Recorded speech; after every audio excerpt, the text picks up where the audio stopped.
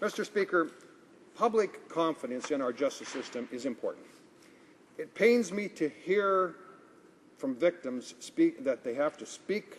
victims of crime, that they have to speak out to say that they have been forgotten and that the justice system doesn't consider how sentencing affects them, the victims. This is a gap that C-489 seeks to address, and I believe it hits the mark.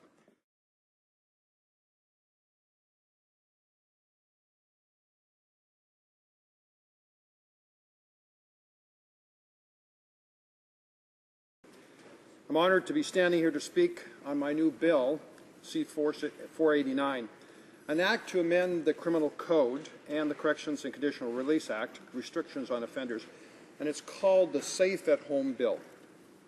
I do so on behalf of my constituents in Langley and other cases of young victims who have lived in fear of their offenders. I'm in awe of their bravery, their courage to fight for the rights of future victims. In my writing of Langley, two brave families lived in constant turmoil when the sex offender of their child was permitted to serve house arrest in their neighborhood. In one case, Mr. Speaker, the sex offender served the sentence right across the street from the victim, and in the other case, right next door. Mr. Speaker, that's outrageous. Each child did not feel safe in their home or their neighborhood, the very place where they should feel the safest. Their doors were locked, the blinds were kept closed. Every time they saw the sex offender, the entire family was re-victimized.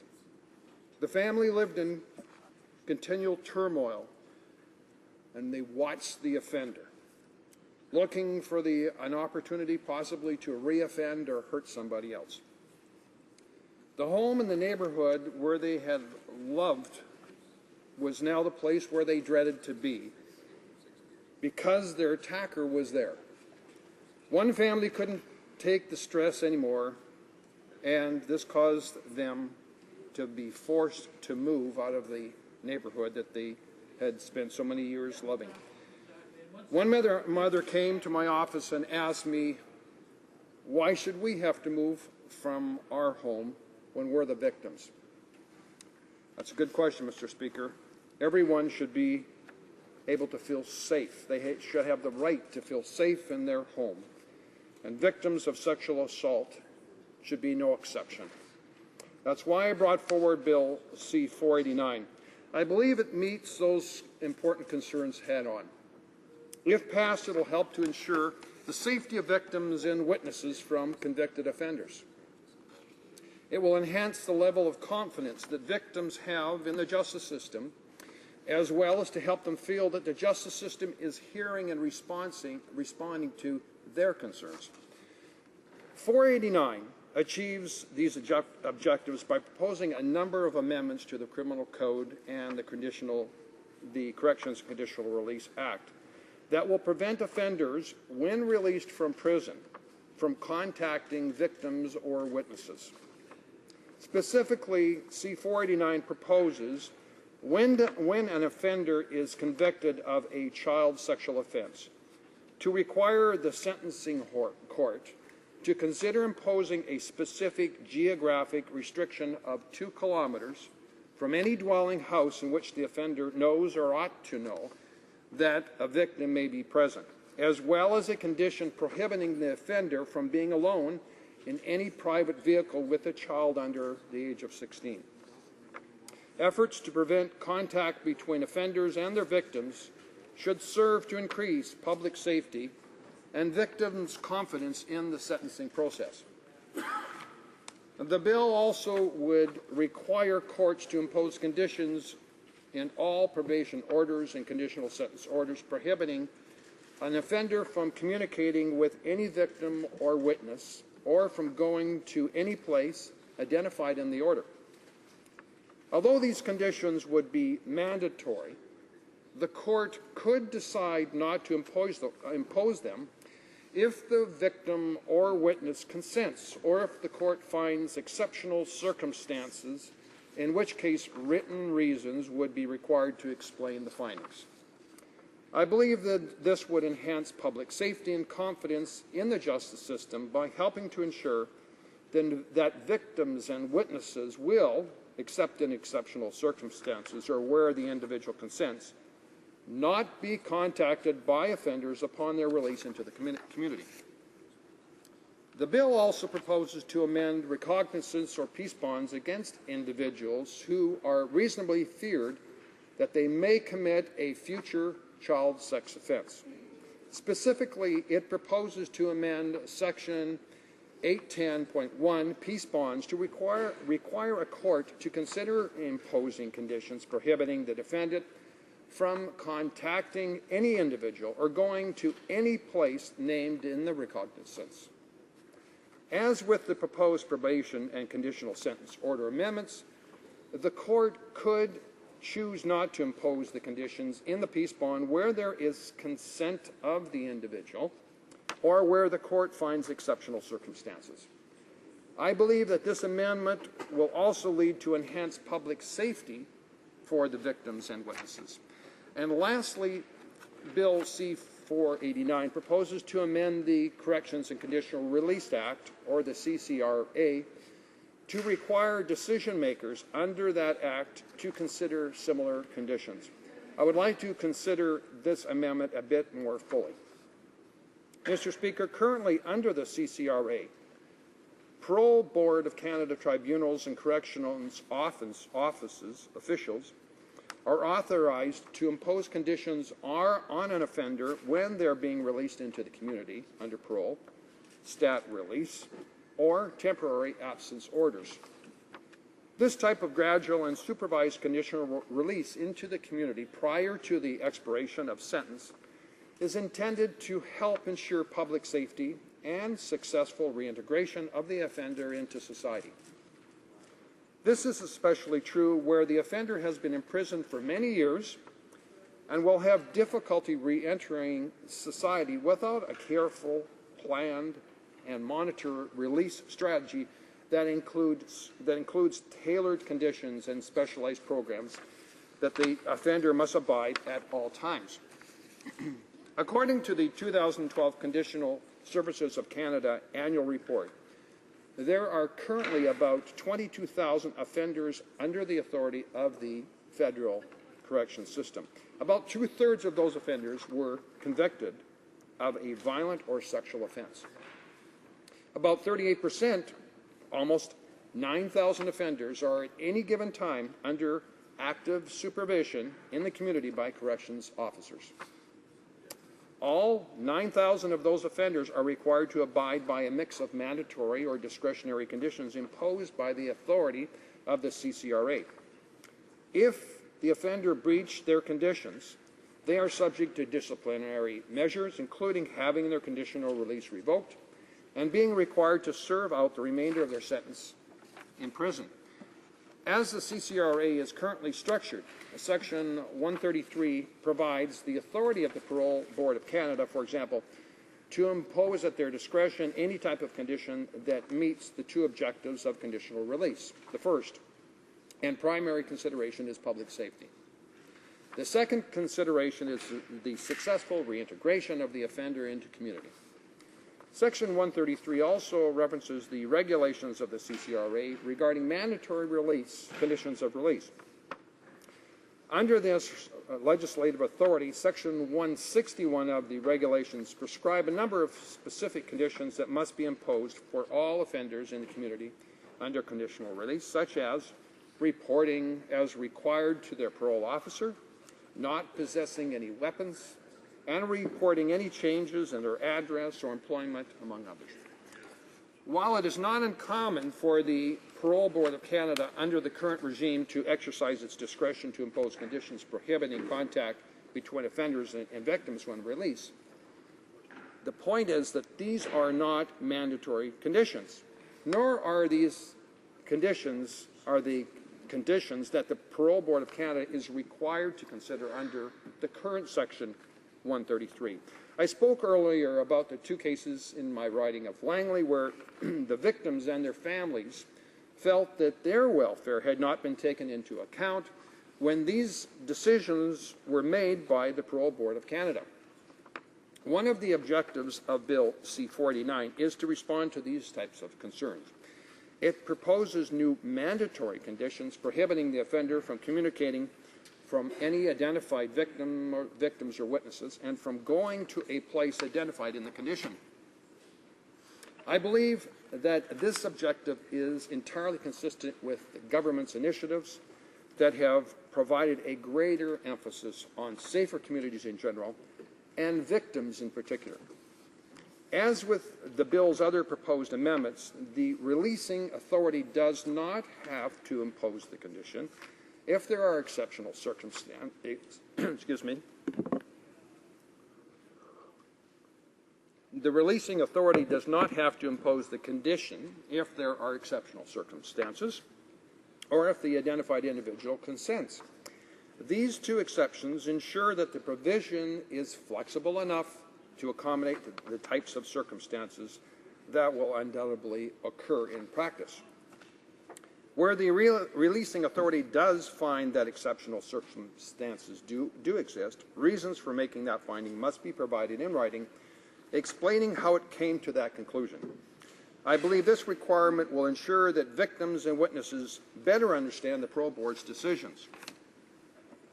I expect that the Standing Committee of Justice and Human Rights will want to fully consider this bill and its operational impacts to ensure that it operates as intended and that its objectives are fully achieved. Mr. Speaker, public confidence in our justice system is important.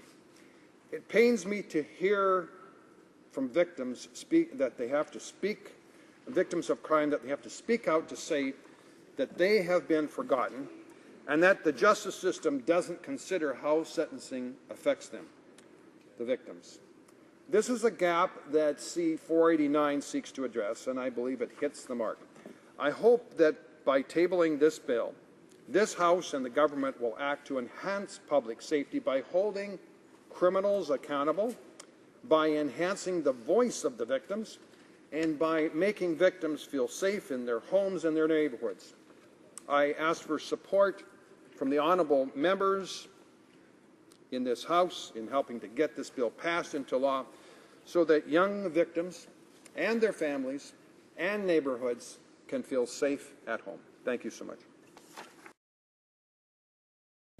This is a bill that addresses certain problems that have been raised, including by the Victims Ombudsman, and we on the NDP side do not use criminal law bills, changes to the criminal code, as a political game. We see this as something serious that has to deal with serious questions and solve serious problems in a logical way and in a way that's consistent with the drafting of the criminal code. So that's always my way of proceeding from the outset.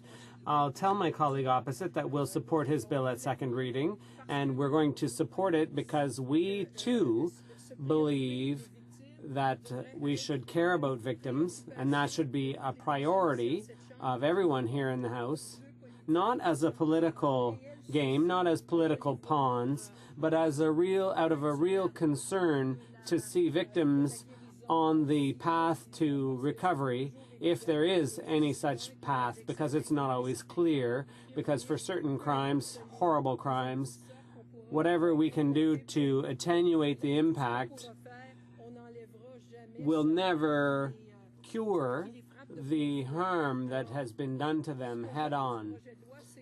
What I like about this bill, C-489, apart from the question I asked, because I think at Justice Committee we'll be able to look into that issue and see whether there truly is a problem with the Charter, whether this bill is consistent with the Charter, because the fact that the clerk raised that issue at the subcommittee on private members' business, when the clerk said it's not clearly unconstitutional, but there could be a constitutional problem, that turned a little light on for me. But we'll check that out at committee and we'll see whether indeed this is charter proof.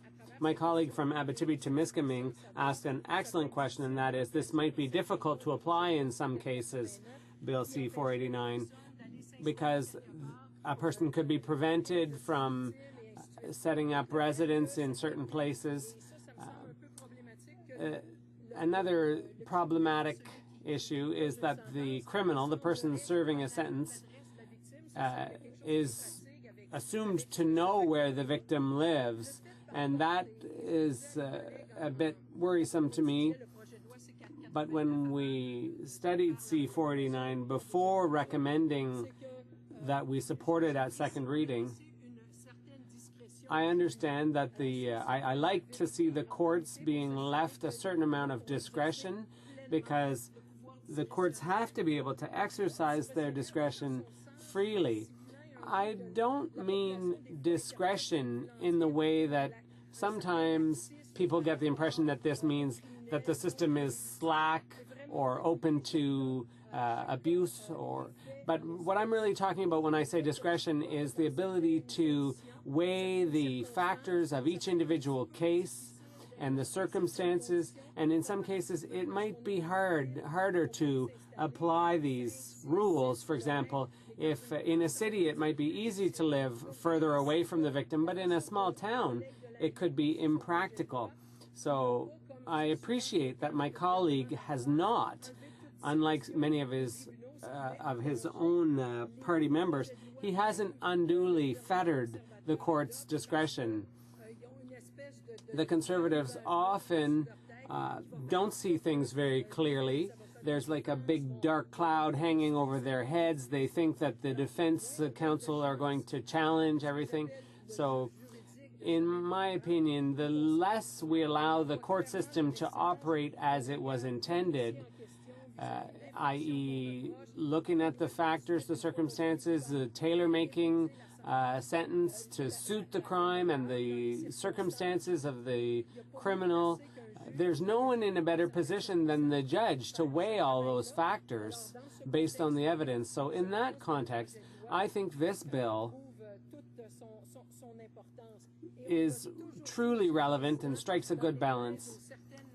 Some people, I'm sick and tired of the press conferences where we hear, particularly from the Justice Minister, who should rise above the fray. When you're the Justice Minister and Attorney General of Canada, your role is beyond partisan politics. You're the tender of the legislation of this country, and I think the Justice Minister should not simply pat himself on the back and say, we're tough on crime, they're soft on crime. It's too simplistic. It's a matter of respect for the rule of law. And I think that's the line that we have always held to on the NDP, in the NDP. Our justice critics, I was going to name some of them, but I'm not allowed. So the person on my right, who you see on the screen, if I move a little closer to him, the member for St. John East,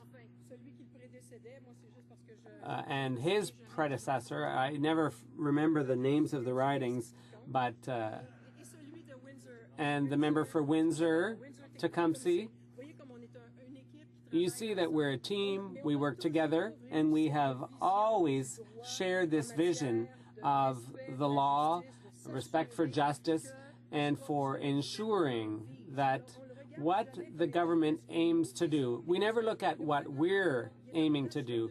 The government opposite is in place until 2015. That's regrettable, but during our riding week that we've just come back from, people were calling us, and unfortunately the main issue seemed to be the chamber opposite, the other place. But we see the law as something sacred and sacrosanct in Canada. Canada is based on the rule of law. And so when we study a bill and its constitutionality and its legality, we're not just trying to throw up obstacles. It's not because we're soft on crime. It's because we're so respectful of the rule of law.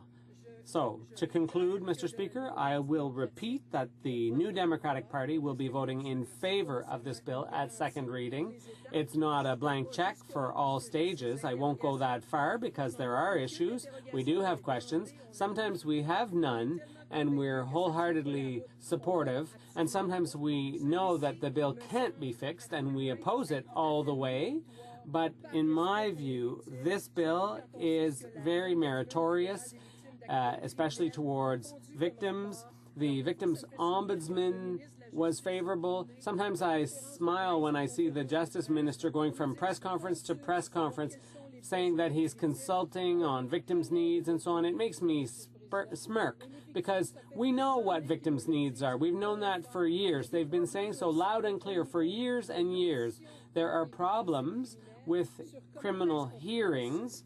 There's problems with how we consult victims, how the Crown prosecutors take victims into account because they're overworked. Sometimes they're completely submerged. They have too many files. There's a lack of crowns. There's a lack of judges. Trials get drawn out for years, and this causes greater and greater hardship to victims because the longer the victim has to wait before testifying, they may have to come back multiple times to testify, and those can be spread out, those appearances, and this further victimizes the victim of the crime, and they don't get much in terms of support.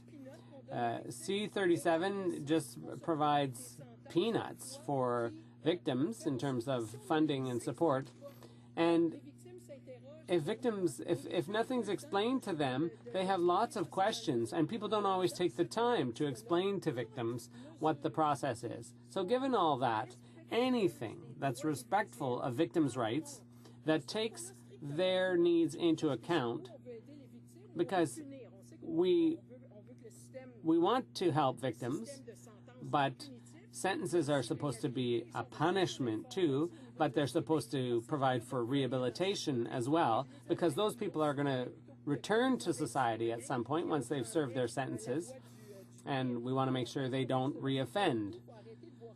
So we have to stop looking at this, as the government does, in compartments. We have to have a holistic view. So I'd like to thank the member for Langley for bringing forward this bill, which is very significant and will get our support at this stage. Thank you, Mr. Speaker. At the start, enumerate some of the goals of the justice system, because I think it's important that we place justice legislation dealing with criminal offenses and so on within the context of the principles that guide the justice system. And of course, the point of the justice system is we could say to reinforce acceptable norms of behavior. Secondly, to protect society from those who have proven that their actions can cause harm. And to ensure, thirdly, Mr. Speaker, to ensure that only the guilty pay for their crimes. In other words, that the innocent are not convicted. These seem to be, in general, the overriding goals of our justice system, a justice system that has evolved slowly but surely over centuries. Now, it turns out that often, because the justice system is focusing on these three above principles, often what happens, Mr. Speaker, is that the interests of victims are ignored, albeit unintentionally. And Bill C-484, of course, attempts to provide some assistance to victims. Now, Bill C-489 deals mostly with sexual offenses, though not exclusively, as I understand it. And of course, sexual offenses create a unique kind of vulnerability among their victims. They are, of course, a unique kind of violation. If we compare, for example, to car theft or house, break-ins when individuals are not at home, both of those crimes create a terrible sense of vulnerability as well. But of course, we're talking here of sexual offences and the particular sense of vulnerability that they create. Now, I agree with the honourable member that victims of sexual crimes have often been overlooked. Their interests have often been overlooked in our criminal justice system. So, Liberals support the intent of Bill C-489. We're not certain that the bill brings about meaningful progress in all cases for victims of sexual crimes or prospective victims. I say prospective victims, Mr. Speaker, because the bill also deals with recognizance orders where an individual has not committed a criminal act yet but poses a threat to another person. So we support sending the bill to committee to ascertain its merits in attaining a goal that obviously, Mr. Speaker, we all share in this House.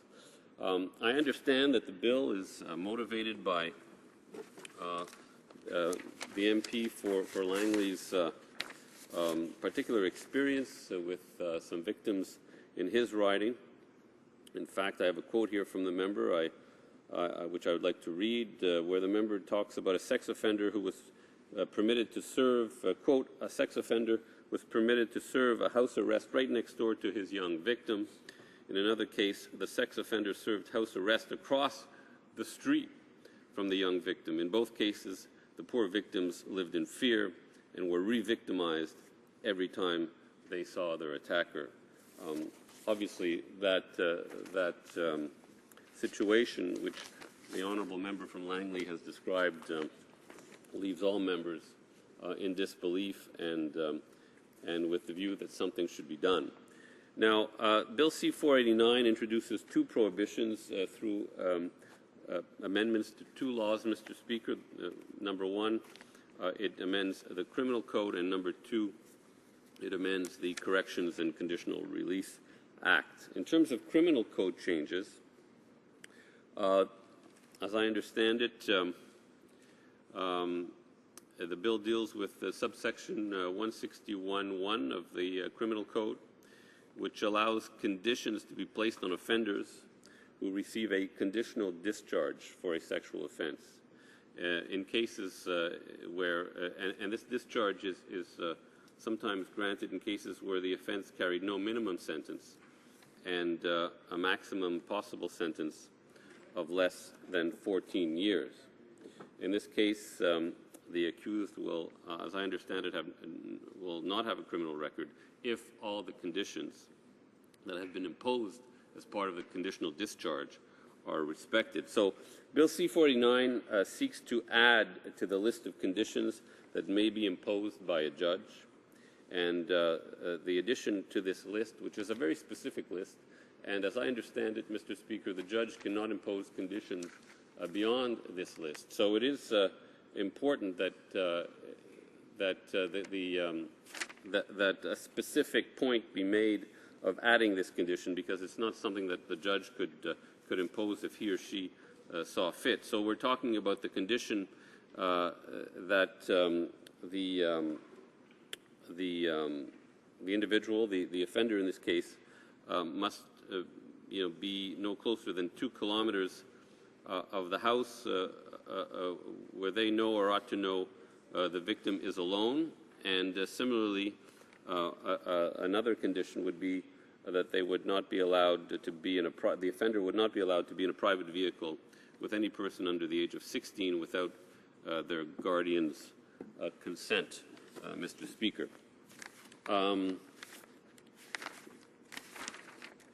It is important to note that the list of, as I mentioned, the list of possible conditions in this instance is finite, that there is no flexibility here for the judge to impose other conditions beyond those listed. Therefore, this is the only place where adding conditions might make sense, since it gives the sentencing judge the ability to prohibit the offender from living near their victim. So, as I said, it's important to specify the condition, because there isn't room for there isn't latitude for the judge to impose it.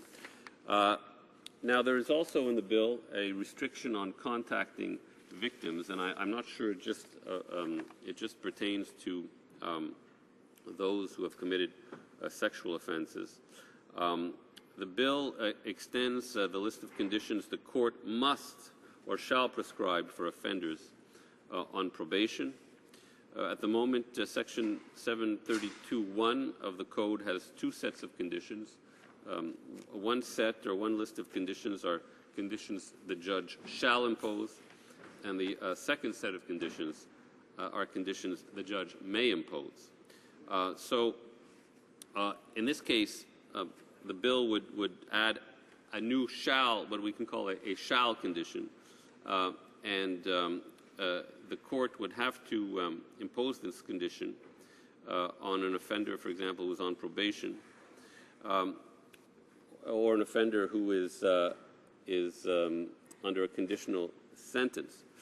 And if they chose not to impose the condition, the court would have to explain in writing why it was not choosing to do so, to add this condition. We understand the intent of this part of the bill. What I would say, Mr. Speaker, is that